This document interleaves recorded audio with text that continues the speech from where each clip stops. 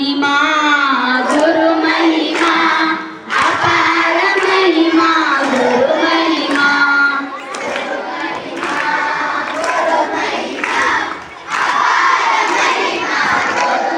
गुरु महिमा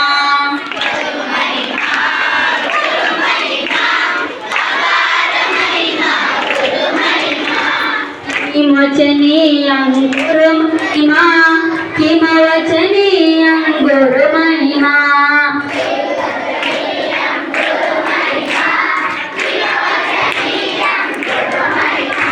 गुरु महिमा गुरु महिमा अपार महिमा गुरु महिमा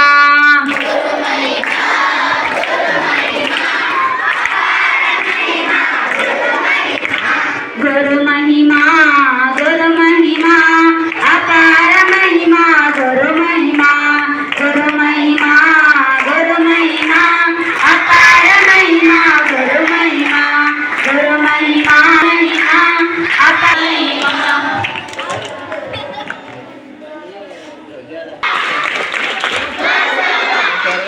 ಇವತ್ತು ಬಯಸದೇ ಬಂದಿರತಕ್ಕಂಥ ಭಾಗ್ಯ ನಮ್ಮ ನಿಮಗೆಲ್ಲರಿಗೂ ಇವರ ಅನುಭವದ ನುಡಿಗಳನ್ನು ಕೇಳತಕ್ಕಂಥ ಒಂದು ಅವಕಾಶ ಸಿಕ್ಕಿದೆ. ಎಲ್ಲರೂ ಶಾಂತ ಕುಂತಿ ನಮ್ಮ ಜೀವನದಾಗ ಇವರ ಅನುಭವದ ನುಡಿಗಳನ್ನು ನಾವೆಲ್ಲರೂ ಆಚರಣೆ ಮಾಡ್ತಕ್ಕಂಥ ಹೇಳ್ತಾ ಈಗ ನಾನು ಸಂಜು ಕುಮಾರ್ ಸರ್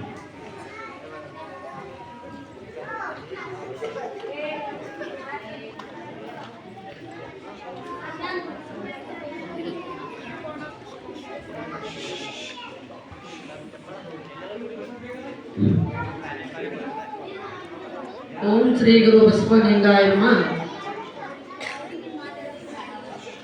ವಿಶ್ವಗುರು ಬಸವಣ್ಣನವರ ನಂತರಾಳದಲ್ಲಿ ಸ್ಮರಿಸಿಕೊಂಡು ನಡೆದಾಡುವ ದೇವರಾದಂಥ ಕನ್ನಡದ ಪಟ್ಟದೇವರೇ ಆದಂಥ ಲಿಂಗೈಕ್ಯ ಡಾಕ್ಟರ್ ಚನ್ನಬಸವ ಪಟ್ಟದೇವರ ಈ ನಂತರಾಳದಲ್ಲಿ ಸ್ಮರಿಸಿಕೊಂಡು ನಾಡೋಜ ಡಾಕ್ಟರ್ ಬಸವಲಿಂಗ. ಓಂ ಶ್ರೀ ಗುರು ಬಸವಲಿಂಗಾಯ ನಮಃ. ಬಸವನ ಮೂರ್ತಿಯ ಧ್ಯಾನಕ್ಕೆ ಮೂಲ, ಬಸವನ ಕೀರ್ತಿಯ ಜ್ಞಾನಕ್ಕೆ ಮೂಲ, ಬಸವ ಬಸವ ಎಂಬುದೇ ಭಕ್ತಿ ಕಾರಣ ಸಿದ್ಧಮಂದಿ ಕಾರ್ಯಕ್ರಮ. ವಿಶ್ವಗುರು ಮಂತ್ರ ಪುರುಷ ಬಸವಕನ್ಯೆಯನ್ನು ಹೃದಯದಲ್ಲಿ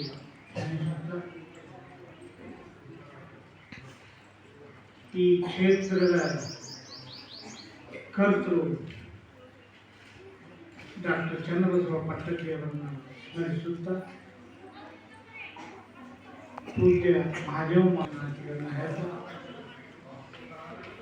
ಈ ಸಾಮೂಹಿಕ ಪ್ರಾರ್ಥನೆಯಲ್ಲಿ ಭಾಗವಹಿಸಿದಂಥ ಎಲ್ಲ ಶಿಕ್ಷಕ ವೃಂದರಿಗೆ ಮತ್ತು ವಿದ್ಯಾರ್ಥಿಗಳಿಗೆ ನಿಮ್ಮೆಲ್ಲರಿಗೂ ಶರಣು ಶರಣು.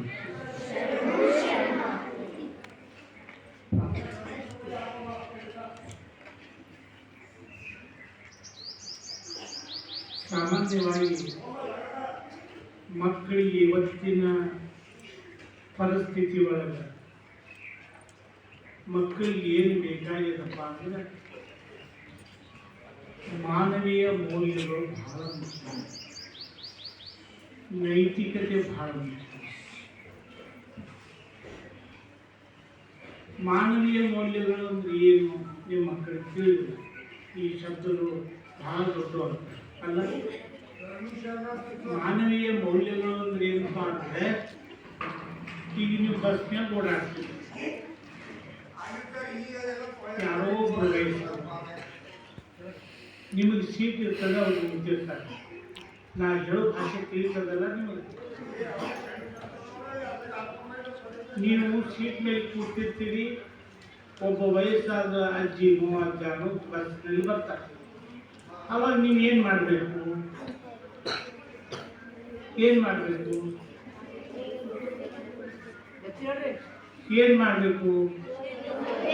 ಸಾಮಾನ್ಯವಾಗಿ ನಾವು ಎದ್ದು ಅವ್ರಿಗೆ ಸೀಟ್ ಕೊಡಬೇಕು. ಇದು ಮಾನವೀಯ ಮೌಲ್ಯ ಅಂತ ಇವು ಅಳವಡಿಸ್ಕೋಬೇಕು ನಮ್ಮ ಜೀವನದಾಗ. ಇದು ಯಾರೂ ಹೇಳೋದಲ್ಲ. ಇಲ್ಲಿ ಪಾಠ ಮಾಡ್ತಾರೆ ಶಿಕ್ಷಕರು, ಇದನ್ನು ನಾವು ಜ್ಞಾನವಾಗಿ ತಗೊಂಡು ನಮ್ಮ ತಿಳುವಳಿಕೆಗೆ ತಗೊಂಡು ನಾವು ಇದು ಜೀವನದಲ್ಲಿ ಪ್ರಾಕ್ಟಿಕಲ್ ಆಗಿ ತಗೋಬೇಕಾಗ್ತದೆ. ಪ್ರಶ್ನೆ ನಿಮಗೆ ಯಾರು ಹೇಳೋದಿಲ್ಲ ಏನು ಸೀಟ್ ಕೊಡುವಂತೆ. ಇದು ನಮ್ಮನ್ನು ನಾವೇ ತಿಳ್ಕೊಂಡು ಮಾಡುವಂಥ ಮಾನವೀಯ ಮೌಲ್ಯ. ಯಾರೋ ಒಬ್ರು ಕಷ್ಟದಾಗಿದ್ದಾರೆ, ಅವರಿಗೆ ನೀವು ನೋಡಿದ ತಕ್ಷಣ ಅವರಿಗೆ ಸಹಾಯ ಮಾಡಬೇಕು. ಇದನ್ನು ಮಾನವೀಯ ಮೌಲ್ಯಗಳು. ಆಮೇಲೆ ನಾನು ಈ ಸಮಾಜದಾಗ ಏನಾದರೂ ನಾವು ಮಾಡಿ ಸಾಧನೆ ಮಾಡಿ ಮೇಲೆ ಬರಬೇಕು ಅನ್ನೋಂಥ ಕನಸಿರಬೇಕು ಮತ್ತು ಗುರಿ ಇರಬೇಕು. ಅದರ ಜೊತೆಗೆ ನಿಮ್ಮ ಸಾಧನೆ ಬೇಕಾಗ್ತದೆ. ಬಹಳಷ್ಟು ಚಿಕ್ಕ ಮಕ್ಕಳು ಹಿಂಗೆ ಒಂದು ಶಾಲೆ ಒಳಗೆ ಒಬ್ಬರಿಗೆ ನಾವು ಹೆಂಗೆ ಗುರುಗಳು ಬಂದಿವಲ್ಲ ಹಂಗೆ ಗುರುಗಳು ಬಂದು ಒಂದು 10 ನಿಮಿಷ ಮಾತಾಡ್ತಾ ಇದ್ರು. ಅವರು ಪ್ರಶ್ನೆ ಕೇಳಿದರು ಒಬ್ಬ ವಿದ್ಯಾರ್ಥಿಗೆ, ನಿಮ್ಮ ತಂದೆ ಹೆಸರು ಏನು ಹೇಳ್ತೀರಲ್ಲ ನೀವೆಲ್ಲ, ನಿಮ್ಮ ತಂದೆ ಹೆಸರು ಹೇಳಿದ ತಕ್ಷಣ ಹೇಳ್ತೀರಿ ಹೌದಾ? ಎಲ್ಲರೂ ಹೇಳಿದರು. ನಿಮ್ಮ ತಂದೆ ಅಜ್ಜ ಅಂತೀರಲ್ಲ, ಆ ಅಜ್ಜನ ಹೆಸರು ಏನು ಅಂತ ಕೇಳಿ ಕೆಲವು ಜನ ಹೇಳಿದರು. ನಿಮ್ಮ ಅಜ್ಜನ ತಂದೆ ಹೆಸರು ಏನು ಅಂತ ಕೇಳಿದರು. ಎಲ್ಲೋ ಅಲ್ಲೊಬ್ಬರು ಇಲ್ಲೊಬ್ಬರು ಹೇಳಿದರು. ಹೇಳಕ್ಕಾಗ್ತದೆ ನಿಮ್ಮ ಅಜ್ಜನ ತಂದೆ ಹೆಸರು? ಯಾರು ಹೇಳ್ತೀರಾ? ನಿಮ್ಮ ಅಜ್ಜನ ತಂದೆ ಹೆಸರು ಗೊತ್ತದ ನಿಮಗೆ? ಒಂದು ಇದೇ ಪ್ರಶ್ನೆಯಲ್ಲಿ ಮಾಡಿದಾಗ ಒಂದು ಹುಡುಗಿ ಎದ್ದು ನಿಂತು ಅಳಲಿಕ್ಕೆ ಪ್ರಾರಂಭ ಮಾಡ್ತಾರೆ. ಅವ್ರಿಗೆ ಆಶ್ಚರ್ಯ, ಉತ್ತರ ಗೊತ್ತಿಲ್ಲ. ನೀ ಕುತ್ಕೊಂಬ, ಏನು ಬೇಡ. ಇಲ್ಲ, ನನಗೆ ಭಾಳ ನೋವಾಗ್ಯದ. ಯಾಕೆ ನೋವಾಗ್ಯದ? ಅಲ್ಲ, ನಮ್ಮ ಅಜ್ಜ ನಮ್ಮಪ್ಪ ನಮ್ಮ ಅಜ್ಜ ಅಜ್ಜನಪ್ಪ ಅಜ್ಜನಪ್ಪನ ಹೆಸರು ಗೊತ್ತಿಲ್ಲ. 4 ತಲೆಮಾರಿನ ಹೆಸರು ನಮಗೆ ನೆನಪಿಲ್ಲ. ಆದರೆ 900 ವರ್ಷಗಳ ಹಿಂದೆ ಈ ಧರ್ಮವನ್ನು ಕೊಟ್ಟಂಥ ಅಪ್ಪ ಬಸವಣ್ಣನವ್ರ ಹೆಸರು ನಾವು ಯಾರು ಎಲ್ಲಿ ಬೇಕಾದ್ರೂ ಕೇಳಿದ್ರು ನಾವು ಹೇಳ್ತೀವಿ. ಯಾಕೆ ಹೇಳ್ತೀವಿ ಅಂದರೆ ಸಮಾಜವನ್ನು ಉದ್ಧಾರ ಮಾಡಿದಂಥ ಈ ಲಿಂಗಾಯತ ಧರ್ಮವನ್ನು ಸ್ಥಾಪನೆ ಮಾಡಿದಂಥ ಬಸವಣ್ಣವ್ರಿಗೆ ನಾವು ನೆನಪಿಸಿಕೊಂಡಿದ್ದೀವಿ. ಹೀಗಾಗಿ ಅವ್ರ ಹೆಸರು ನೆನಪದ. ನಮ್ಮ ಅಜ್ಜ ಅಜ್ಜನಪ್ಪ ಇವ್ರು ಯಾರೂ ಅಂಥ ಸಾಧನೆ ಮಾಡಿಲ್ಲ, ಹೀಗಾಗಿ ಅವ್ರು ನಮಗೆ ಹೆಸರು ನೆನಪಿಲ್ಲ. ಇದು ಸತ್ಯನಾ? ಹೌದಾ? ಯಾರು ಸಮಾಜಕ್ಕಾಗಿ ತಮ್ಮನ್ನು ಅರ್ಪಿಸ್ಕೊತಾರಲ್ಲ ಅವ್ರ ಹೆಸರು ಮಾತ್ರ ಸಮಾಜದಲ್ಲಿ ಉಳಿತದ. ನಾವು ಏನೂ ಮಾಡದೆ ಹೋದ್ರೆ ಈಗ ನೀವೆಲ್ಲ ಮರ್ತಿರಲಿಲ್ಲ, ಹಾಗೆ ಮರ್ತು ಹೋಗ್ಬಿಡ್ತದೆ. ಅದಕ್ಕೆ ವಿದ್ಯಾರ್ಥಿ ಹೇಳು, ಇಲ್ಲ ಸರ್, ನಾನು ಜೀವನದಾಗ ದೊಡ್ಡವಳಾದ್ಮೇಲೆ ಏನಾದರೂ ಸಾಧನೆ ಮಾಡಿ ನನ್ನ ಹೆಸರು ಅಜರಾಮರವಾಗಿ ಉಳಿಯುವಂಥ ಸಾಧನೆ ನಾನು ಮಾಡ್ತೀನಿ ಅಂತೇಳಿ ಪ್ರತಿಜ್ಞೆ ಮಾಡಿದ್ದು.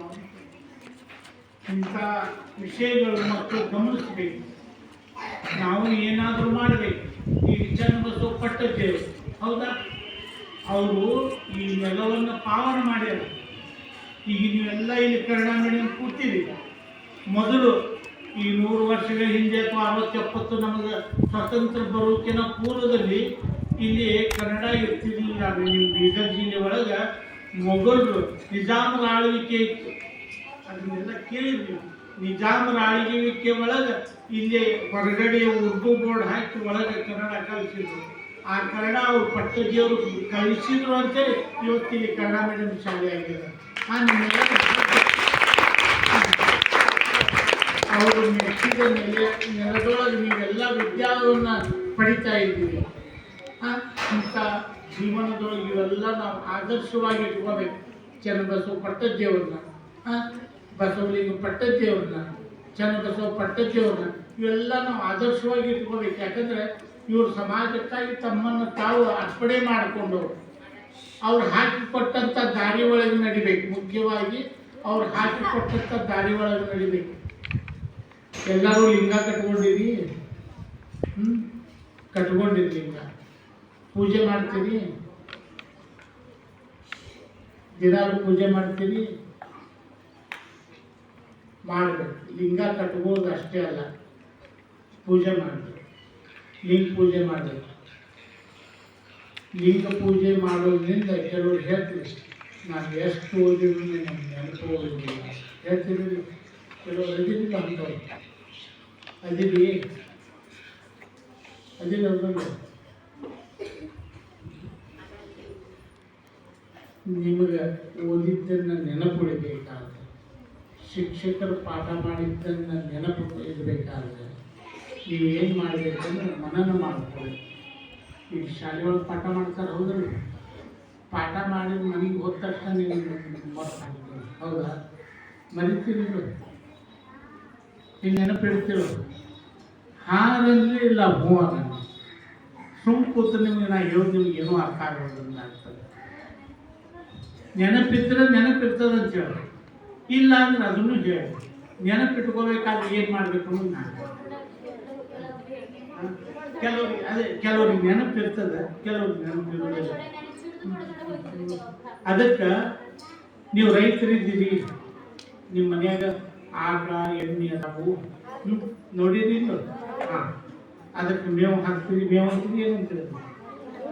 ಮೇವು ಅಂತೀರಲ್ಲ, ಮೇವು ಹಾಕ್ತೀರಿ. ಹಾಕಿದ ತಕ್ಷಣ ಅವು ತಿಂದ್ಬಿಡ್ತಾವೆ ಹೌದಾ, ಅವಾಗ ಅವಾಗ ತಿಂದ್ಬಿಡ್ತಾವೆ. ಹಂಗೆ ಇಲ್ಲಿ ಪಾಠ ಮಾಡಬೇಕಾದ್ರೆ ಹೆಂಗಿರ್ಬೇಕು ನೀವು ಅಂದ್ರೆ ಆ ಮೇವು ಹಾಕಿದ ಕೂಡಲೇ ಆ ಹಸು ಕರು ಹೆಂಗೆ ಗಬ ಗಬ ತಿಂತದಲ್ಲ, ನೀವು ಹಂಗೆ ಇಳಿಸ್ಕೊಂಡ್ಬಿಡ್ಬೇಕು ತಲೆವ. ಆಮೇಲೆ ಅದು ತಿಂದು ಏನು ಮಾಡ್ತದೆ, ಆಕಳ ಕರು ಮೇವು ತಿಂತದಲ್ಲ, ಆಮೇಲೆ ಕೂಡುತ್ತದೆ ಹೌದಾ. ಏನು ಮಾಡ್ತದೆ ಎತ್ತಿ ಹೇಳು, ಏನು ಮಾಡ್ತದ? ಆಕಳ ಅಥವಾ ಕರು ತಿಂದ ಮೇಲೆ ಏನು ಮಾಡ್ತದ?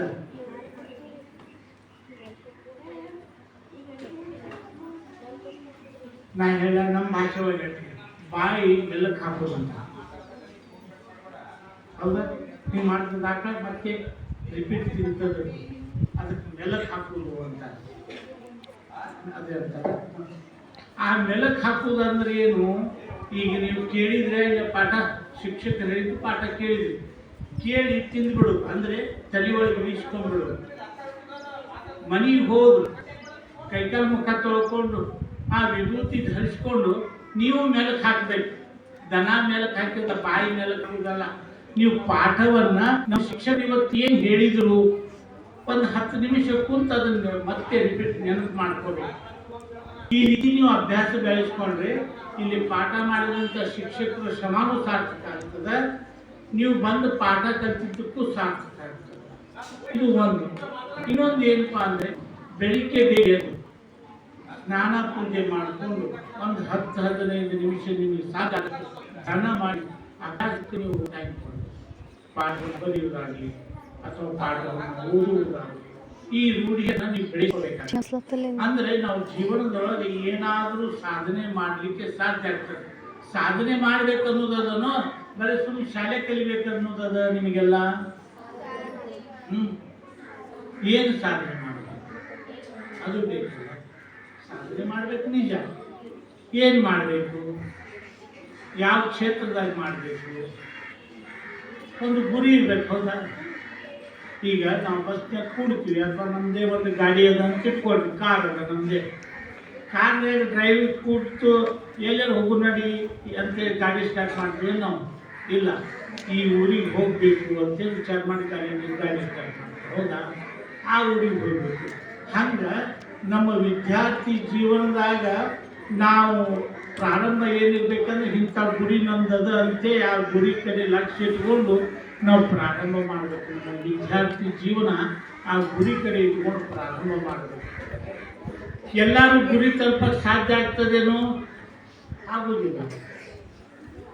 ಯಾಕಂದರೆ ಸಾಧನೆ ಮಾಡೋದು ಅಷ್ಟು ಸುಲಭದ ಮಾತಲ್ಲ, ಅದು ರೂಢಿಸ್ಕೋಬೇಕು.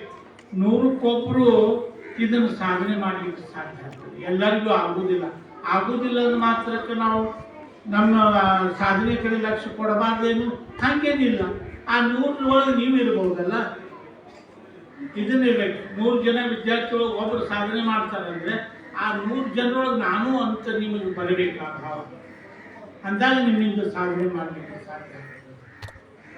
ಅದಕ್ಕಾಗಿ ನಮ್ಮ ಜೀವನ ಹೆಂಗಿರಬೇಕು, ನೈತಿಕ ಮಾನವೀಯ ಮೌಲ್ಯಗಳ ಬಗ್ಗೆ, ಆಮೇಲೆ ನೈತಿಕವಾಗಿರಬೇಕು. ಹೆಂಗಂದರೆ ಯಾರಿಗೂ ಅಬದ್ಧವಾಗಿ ಕೆಟ್ಟ ಕೆಟ್ಟ ಶಬ್ದಗಳನ್ನು ಬಳಸಬಾರದು. ಈಗ ಕೆಟ್ಟ ಕೆಟ್ಟ ಬೈಗಳು ಅಂತಿರಲ್ಲ, ಆ ಹೊಲಸು ಶಬ್ದಗಳನ್ನು ಬಳಸಬಾರದು. ಆ ಹೊಲಸು ಶಬ್ದ ಬಳಸೋದ್ರಿಂದ ಏನಾಗ್ತದಂದ್ರೆ ಮುಖ್ಯವಾಗಿ ನಮ್ಮ ನಾಲಿಗೆ ಹೊರಸಾಗ್ತದೆ, ಮಾತಾಡಿದಂಥ ನಾಲಿಗೆ ಹೊರಸಾಗ್ತದೆ. ಆಮೇಲೆ ಹೃದಯ ಮನಸ್ಸು ಹೊರಸಾಗ್ತದೆ, ಬುದ್ಧಿ ಹೊರಸಾಗ್ತದೆ. ಇದನ್ನೆಲ್ಲ ಮತ್ತೆ ಸ್ವಚ್ಛ ಮಾಡ್ಕೋಬೇಕಾದ್ರೆ ಮತ್ತೆ ಎಷ್ಟೋ ಟೈಮ್ ಅದು ಮಾಡೋದು ಬೇಡ. ನಾವು ಯಾವತ್ತೂ ಬಸವಣ್ಣ ಪ್ರಾರ್ಥನೆ ಇರಬೇಕು, ನಾಮಸ್ಮರಣೆ ಇರಬೇಕು. ನೀವು ಖಾಲಿ ಇದ್ರಿ ಬಸವ ಬಸವ ಬಸವ ಬಸವ ಅಂತಿರ್ಬೇಕು. ಬಸವನೆಂದರೆ ಪಾಪವು ದೆಸೆಗೆತ್ತಿ ಹೋವು ಅಂತಾರೆ. ನಾವು ಎಷ್ಟೇ ತಪ್ಪುಗಳು ಮಾಡಿದ್ರು ನಾವು ಸದಾ ಬಸವ ಬಸವ ಬಸವ ಅನ್ಕೊತಿದ್ರೆ ಏನಾಗ್ತದೆ, ನಮ್ಮ ತಪ್ಪುಗಳು ಕ್ಷಮೆ ಆಗ್ತಾವೆ. ಅದಕ್ಕಾಗಿ ವಿದ್ಯಾರ್ಥಿ ಜೀವನ ಅನ್ನೋದು ಬಹಳ ಮೌಲ್ಯಯುತವಾಗಿ ನಮಗೂ ಅನ್ನಿಸ್ತದೆ, ನಾನು ಹಿಂಗೆ ಇರಬೇಕಿತ್ತೇನೋ ಅಂತ. ಈ ಜೀವನ ಏನು ಕೊಟ್ಟು ಸಿಗೋದಿಲ್ಲ. ಇದನ್ನು ನೀವು ಹೆಂಗೆ ಬೆಳೆಸ್ಕೋತೀರಿ, ಹೆಂಗೆ ಉಳಿಸ್ಕೋತೀರಿ. ಶಿಕ್ಷಕರ ಬಗ್ಗೆ ನಿಮ್ಮಲ್ಲಿ ಗೌರವ ಇರಬೇಕು. ಶಿಕ್ಷಕರಿಗೆ ಹೇಳಿದಂಥ ಪಾಠಗಳು ಅವತ್ತಿನ ಪಾಠ ಅವತ್ತೇ ಮಾಡಬೇಕು. ಅದಕ್ಕೆ ಹೀಗೆಲ್ಲ ಆದರ್ಶಗಳನ್ನ ಬೆಳೆಸ್ಕೊಳ್ಳಿ. ಡಾಕ್ಟರ್ ಬಸವಣ್ಣ ಪಟ್ಟದ ಕೂತಿದೆಲ್ಲ ತಮಗೆ ಮಾರ್ಗದರ್ಶನ ಮಾಡಿದ್ದಾರೆ. ಒಳ್ಳೆ ವಾತಾವರಣ, ಇಂಥ ವಾತಾವರಣ ಅಪರೂಪ ಸಿಗೋದು. ಒಂದು ಏನಂದರೆ ಬರೀ ಎಜುಕೇಷನ್ ಸಿಗ್ತದೆ, ಶಿಕ್ಷಣ ಸಿಗ್ತದೆ. ಆದರೆ ಇಲ್ಲಿ ಎರಡದ, ಅಧ್ಯಾತ್ಮದೂ ಸಿಗ್ತದೆ, ಆಮೇಲೆ ಶಿಕ್ಷಣದೂ ಸಿಗ್ತದೆ. ಅಧ್ಯಾತ್ಮ ಸಂಸ್ಕಾರ ಎಲ್ಲ ಕಡೆ ಸಿಗೋದಿಲ್ಲ. ಅಧ್ಯಾತ್ಮ ಸಂಸ್ಕಾರ ಭಾಳ ಮುಖ್ಯ ಅದ. ಯಾಕೆಂದರೆ ನಾವು ಹೆಂಗಿರ್ಬೇಕಂದ್ರೆ ನಿಷ್ಕಲ್ಮಶವಾಗಿ ಬಿಳಿ ಪೇಪರ್ಗತೆ ಇರ್ಬೇಕು. ನಾವು ಮನಸ್ಸಿನಾಗ ಏನೂ ಕೊಳೆ ಇಟ್ಕೋಬಾರ್ದು, ತುಡುಗು ಮಾಡಬಾರ್ದು. ಮಾಡ್ತಿರಿಲ್ಲೋ? ಈಗ ಶಾಲೆಗೆ ಬಂದಿರ್ತೀರಿ, ಕಳಬೇಡ ಕೊಲಬೇಡ ವಚನ ಎಲ್ಲರೂ ಹೇಳ್ತಿರಲಿಲ್ಲ. ಹಂಗಂದ್ರೆ ಏನದು? ಕಳಬೇಡ ಕೊಲಬೇಡ ವಚನ ಎಲ್ಲರೂ ಹೇಳ್ತೀರಿ, ನಿಜ ಒಪ್ತೀನಿ, ನಾನು ಬೈಪಾಟ್ ಮಾಡ್ತೀರಿ. ಹಂಗಂದ್ರೆ ಏನು? ಕಳಬೇಡ ಕೊಲಬೇಡ ಆಯ್ತು, ಕಳಬೇಡ ಅಂದ್ರೆ ಏನು? ಕಳತನ ಮಾಡಬಾರ್ದು. ಕಳತನ ಅಂದ್ರೆ ಒಂದು ನೋಟ್ ಬುಕ್ ಬಿದ್ದದೆ ಯಾರ್ದು, ನಾನು ನೋಡಿದೆ, ಅದನ್ನು ಎತ್ತಿಟ್ಕೊಂಡ್ರೆ ಏನಾಗ್ತದೆ? ಗೌರವ ಮಾಡ್ತಾರೆ. ಹೌದಾ? ಬರೀ ಕೈ ಅಷ್ಟೇ ಕಳತನ ಮಾಡ್ತಾವೇನು? ಇಲ್ಲ. ಯಾರೋ ಒಬ್ರು ಗುಡ್ ಟೈಮ್ ಮಾತಾಡ್ತಿರ್ತಾರೆ, ಯಾರು ಕೇಳಬಾರ್ದಂತೆ ಒಂದು ರೂಮ್ನಾಗ ಗುಡ್ ಟೈಮ್ ಮಾತಾಡ್ತಿರ್ತಾರೆ. ನಾವೇನು ಮಾಡ್ತೀವಿ? ಹೋಗಿ ಕಿವಿ ಕೇಳ್ತೀವಿ. ಹೌದಾ? ಏನು ಮಾತಾಡೋದಂತೆ ಮತ್ತೆ ಕಿವಿ ದುಡ್ಡು ಮಾಡ್ತೀವಿ, ಕೇಳ್ತೀವಿ. ಅವಾಗ ಅದು ಏನಾಯ್ತು? ನಮ್ಮ ಕಿವಿ ಕಳ್ತನ ಮಾಡೋಣ. ಎಲ್ಲೋ ನಾವು ಹೋಗ್ಬಾರ್ದು, ಅಂಥ ಜಗತ್ತು ನಾವು ಹೋಗ್ತೀವಿ, ಅಲ್ಲಿ ಕಾರಣ ಕಳ್ತನ. ಬರೇ ಒಂದು ವಸ್ತು ಕಳ್ತನ ಮಾಡಿದ್ರಲ್ಲ, ಈ ಕಳಬೇಡ ಕೊಲಬೇಡ, ಖುಷಿಯನ್ನು ಮುರಿಯಲು ಬೇಡ. ಇವತ್ತು ನಾನು ಜೀವನದ ಒಟ್ಟೆ ಸೊಳ್ಳೆ ಮಾತಾಡೋದಿಲ್ಲ ಅನ್ನೋರು ಯಾರೂ ಸಿಗುವುದು. ಅದೀವಿ ನೀವು ಮಾತಾಡ್ತೀರಿ, ಇದು ಬಿಡಬೇಕು. ಎಲ್ಲಿ ತನ ನೀವು ಸತ್ಯವನ್ನು ಮಾತಾಡೋದು ಕಲಿಯುವುದಿಲ್ವೋ, ಸತ್ಯ ಒಂದು ಸರಿ ಶಿಕ್ಷೆ ಇರ್ತದೆ, ಆಗಿಂದಾಗ ಶಿಕ್ಷೆ ಇರ್ತದೆ. ಸತ್ಯ ಹೇಳಿದ್ರೆ ಸ್ವಲ್ಪ ಸಿಟ್ಟು ಮಾಡಬಹುದು. ಆದರೆ ನೀವು ಸತ್ಯ ಹೇಳ್ತೀರಿ ಅಂತ ಶಿಕ್ಷಕ ಖಾತೆ ಆಯ್ತದೆ.